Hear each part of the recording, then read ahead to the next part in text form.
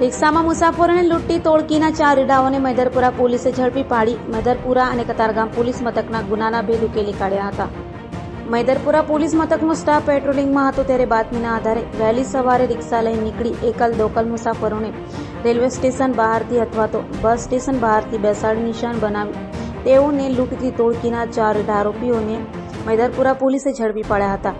આરોપીઓ રિક્ષા ચાલક બની મુસાફરોને લૂંટતા હોય આરોપીઓ પાસેથી પોલીસે સોના ચાંદીના દાગીના રોકડ સહિતની મત્તા કબજે કરી છે।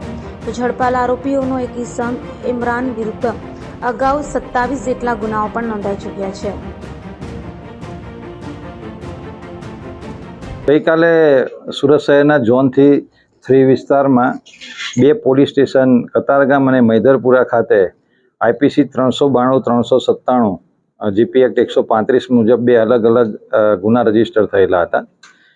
જેની એમઓ એ રીતની હતી કે જે અર્લી મોર્નિંગમાં રેલવે સ્ટેશન કે બસ સ્ટેશનથી જે મુસાફરો આવે આ મુસાફરોને રિક્ષામાં બેસાડીને આગળ લઈ જઈ અવાવરૂ જગ્યાએ ઊભા રાખી અને એમને લૂંટી લેવામાં આવતા હતા। તો આવા 2 ઇન્સિડન્ટ ગઈકાલે રાત્રે 2 થી 4 વાગે અર્લી મોર્નિંગમાં 2 ગુના અલગ અલગ પોલીસ સ્ટેશનમાં દાખલ થયેલા હતા। આ ગુનાની ગંભીરતાને ધ્યાને લઈ ઇમિડિયેટ મૈદરપુરાની ડિસ્ટર્બની ટીમ કામે લાગી અને ગણતરીના કલાકોની અંદર જ 4 આરોપીઓને પકડી લીધેલા છે અને તેમની પાસેથી તમામ મુદ્દામાલ રિકવર કરેલો છે।